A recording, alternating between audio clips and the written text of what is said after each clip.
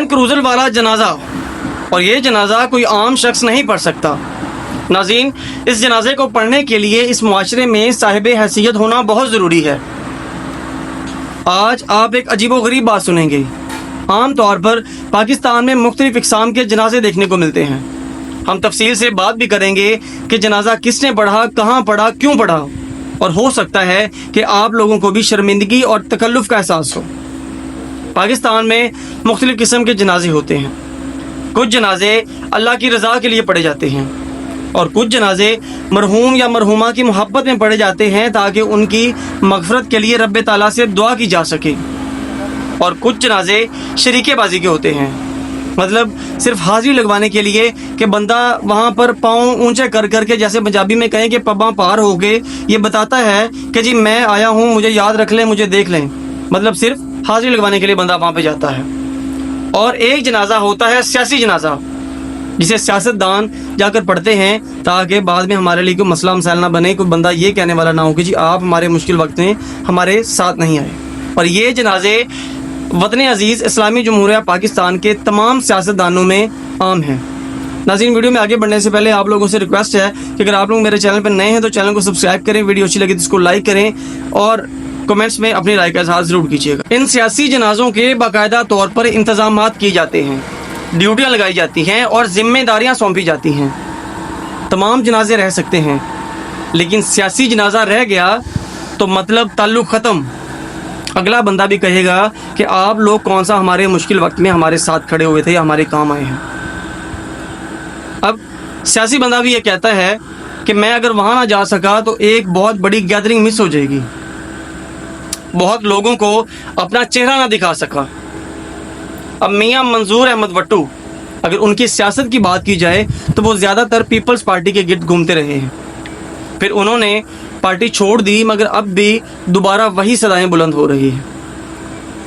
साबिक़ वज़ीर आला पंजाब रह चुके हैं वो, और वो एक मंजूर, मजबूत और बेबाक वज़ीर आला। यहाँ तक कहा जाता है कि उन्होंने मॉडल टाउन में शरीफ बरादरान के घरों की ग्रीन बेल्ट्स तक को नहीं छोड़ा।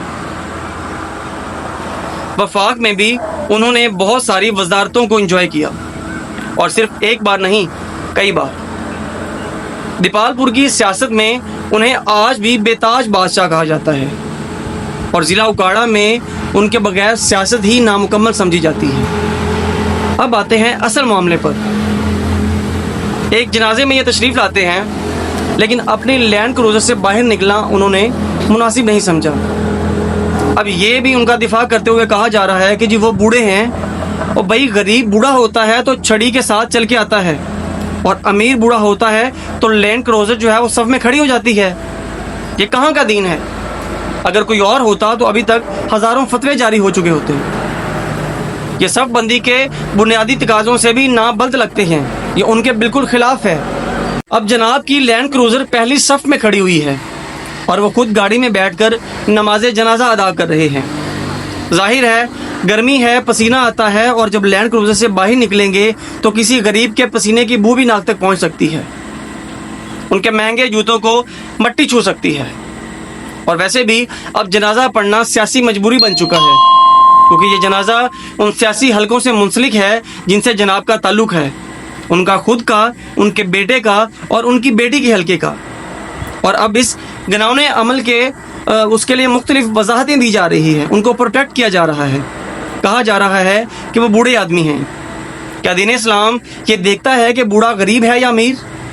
और जो लोग इस लैंड क्रूज़र के इर्द गिर्द खड़े थे, उन्होंने अगर बुरा ना मनाया तो वो भी इसमें बराबर के शरीक हैं। अगर आज इस हरकत को हज़म कर लिया गया तो ये एक नया नॉर्मल रूटीन में बन जाएगा, ये एक रूटीन बन जाएगी, हर बंदा ऐसा करना शुरू कर देगा। आज सियासतदान जनाजे गाड़ी में बैठकर पढ़ेंगे, कल जुमे की नमाज भी गाड़ी में बैठकर अदा होगी। ज़रा सोचिए, समझिए और दुआ कीजिए कि अगर हमारे जनाजों में ऐसे लोग आएँ तो सिर्फ वही आएँ जिन्हें वाकई अल्लाह का खौफ हो, ना दिखावा हो और ना ही कोई सियासी मजबूरी, वरना ऐसे लोगों का आना जनाजे के लिए बोझ और अजियत का सबब है। आपकी क्या राय है? कमेंट सेक्शन आपके पास है, ज़रूर आगाह कीजिएगा। इजाज़त चाहेंगे, मिलते हैं इंशाल्लाह किसी अगली वीडियो में, तब तक के लिए अल्लाह हाफ़िज़।